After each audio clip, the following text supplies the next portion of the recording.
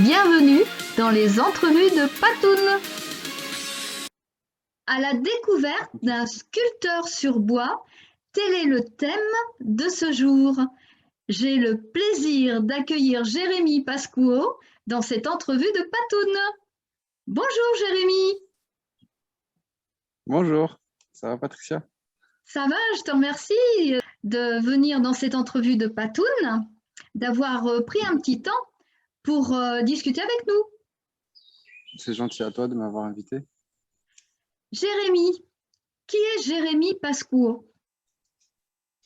Jérémy Pascot, c'est un homme de 37 ans qui a fait pas mal de choses avant d'en arriver à avoir envie de travailler avec le bois. Et maintenant, je me sens quand même assez en accord avec la nature, contrairement au passé où j'étais quand même dans une vie à 100 à l'heure. Donc, je me sens quand même assez serein au jour d'aujourd'hui. Je me décrirais plutôt comme ça. Quel fut ton parcours avant de devenir sculpteur sur bois?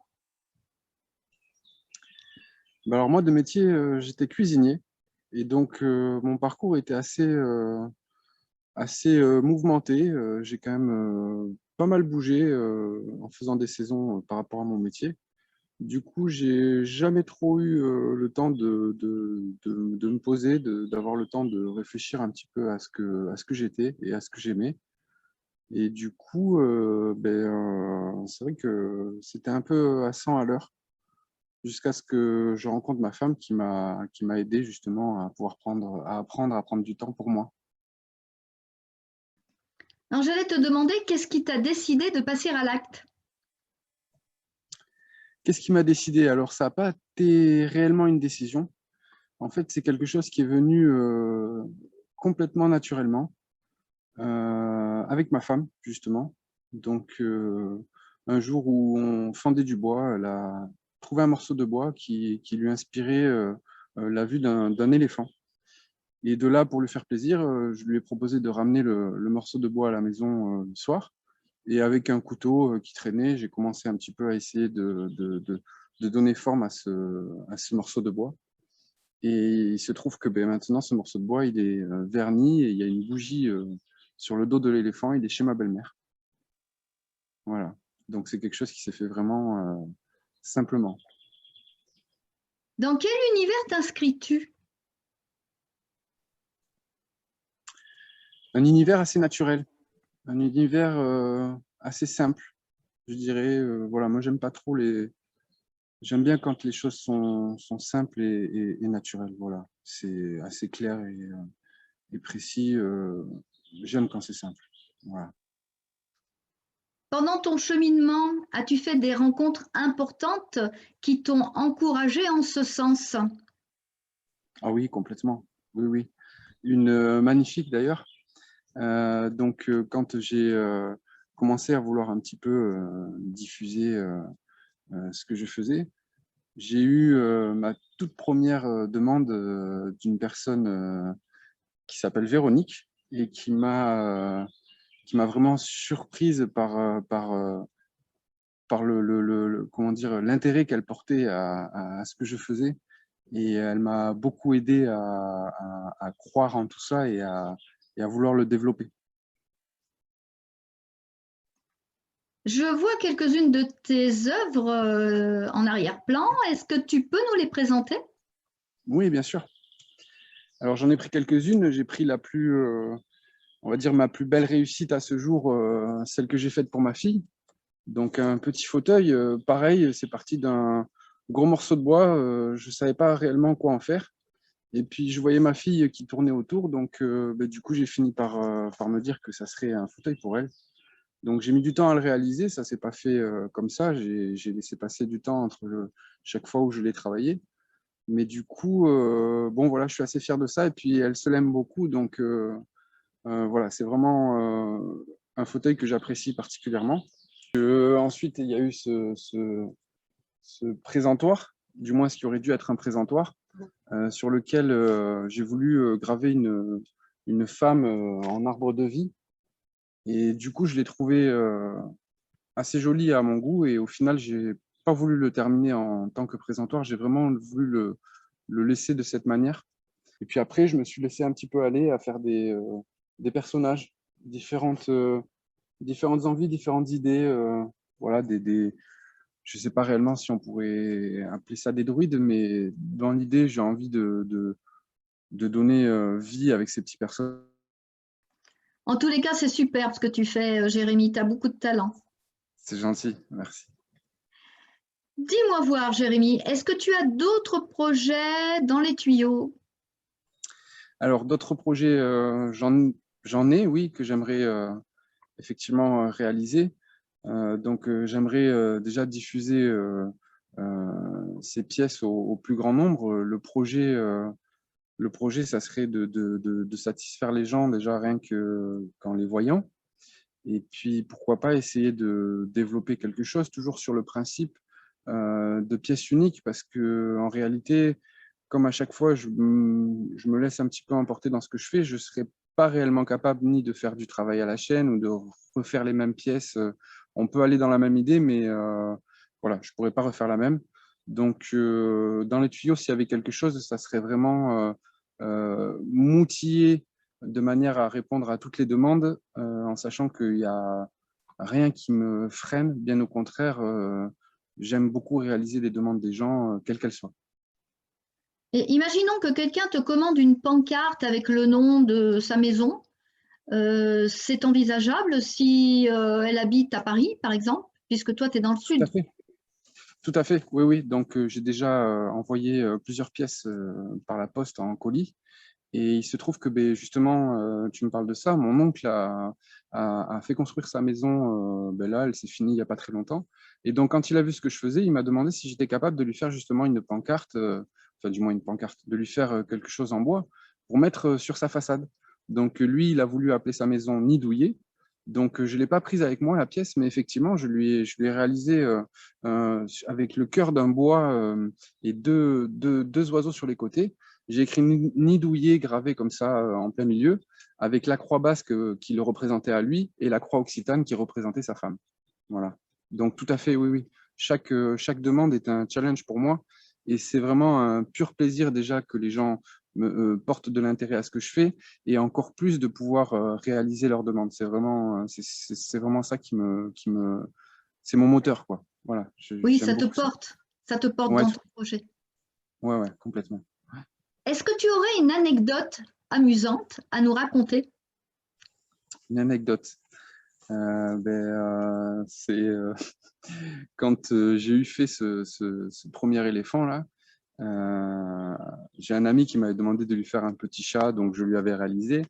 Et du coup, les enfants ont voulu bien sûr avoir leur pièce aussi. Donc j'ai un petit garçon qui m'a demandé de lui faire une voiture. Donc, c'était assez rigolo parce que je me suis donné énormément de mal. Et puis, à l'époque, j'étais encore au couteau, enfin voilà, pour essayer de faire des roues rondes et tout. Bon, c'était vraiment très compliqué. Et du coup, après avoir passé quand même pas mal de temps à lui faire cette pièce, je la trouvais très jolie. Et puis, moi, j'aime quand c'est brut, quand ça a vraiment l'état naturel. Et donc, il était très content, il est parti avec. Et puis, 5 minutes après, il est revenu et puis il l'avait colorié dans tous les sens avec des feutres et des traces de feutres partout. Bon, voilà. Donc, comme quoi, l'anecdote, c'est vraiment ça. C'est qu'au final, chacun est libre d'interpréter la pièce à sa manière, qu'il la veuille brute ou même vernie, comme ça peut être le cas, ou encore colorié par un petit enfant. Voilà. C'est vraiment, comment dire, l'idée de chacun, l'interprétation est vraiment personnelle, quoi. Pour en revenir à tes œuvres, quel genre de bois utilises-tu? Alors, j'avais commencé avec du sapin parce que il m'avait paru plus facile à travailler.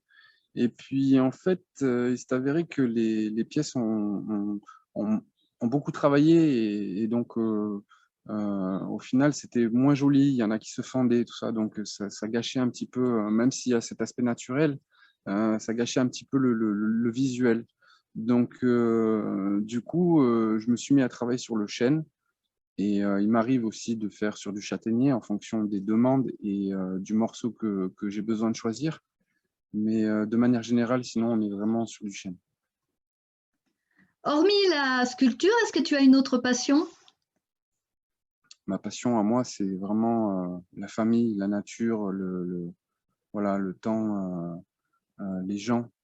Voilà, l'échange, c'est quelque chose de très, très important et vraiment primordial, surtout dans la vie qu'on mène au jour d'aujourd'hui, où on n'a pas vraiment le temps de faire les choses et d'être juste simple. Voilà, moi, ma passion, c'est vraiment ma famille, la nature et les éléments, quoi. C'est voilà, des choses simples et concrètes. À l'heure actuelle, quel est ton souhait le plus cher? Mon souhait le plus cher, ça serait vraiment de pouvoir vivre de cette passion. Voilà, vraiment, si j'avais un choix à faire, ça serait celui-là. Est-ce que tu aurais un message de cœur à cœur à nous faire passer?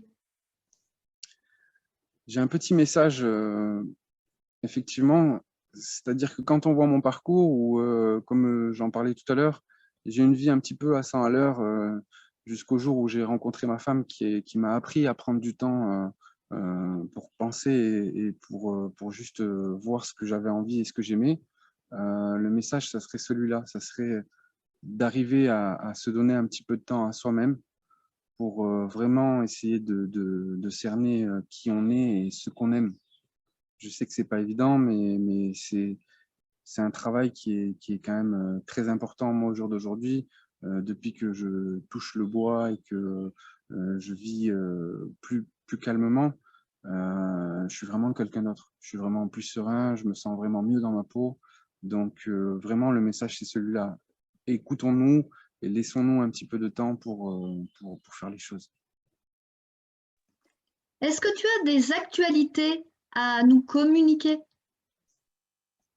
Les actualités, ben, je me suis créé une petite page perso où je diffuse un petit peu ce que je fais et les commandes qu'on me fait pour montrer, essayer de montrer au maximum de gens ce que je fais pour essayer de toucher un maximum de gens.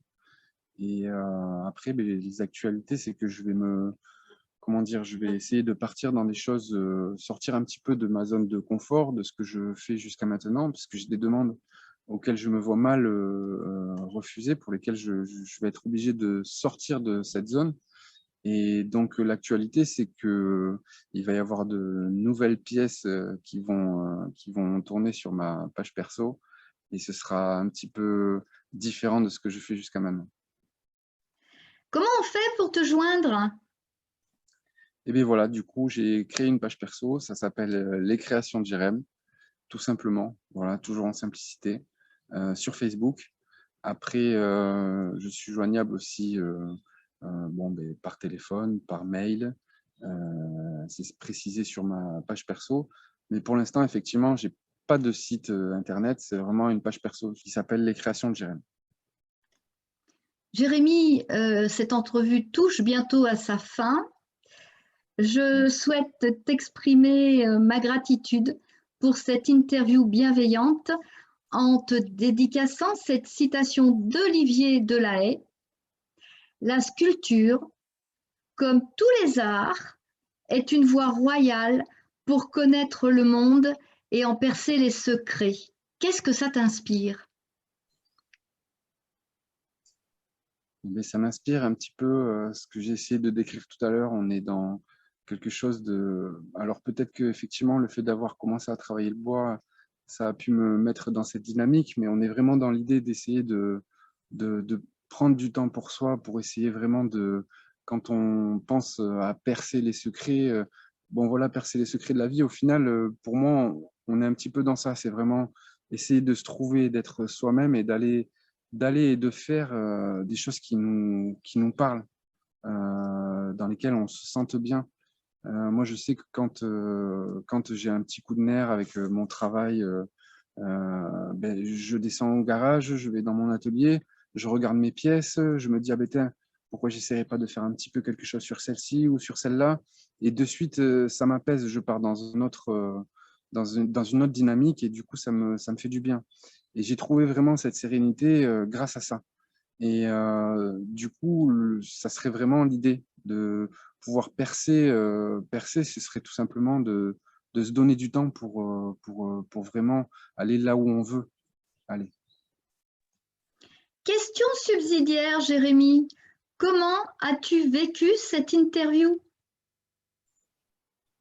Super bien. Ça a été vraiment très, très bien. J'aime beaucoup ta manière de faire les choses. Et d'ailleurs, je te remercie vraiment de m'avoir donné la parole et d'avoir pu me laisser montrer ce que je fais.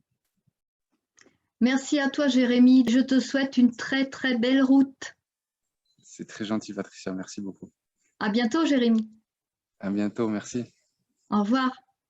Au revoir. Si vous souhaitez me contacter, lesentrevuesdepatoun@gmail.com.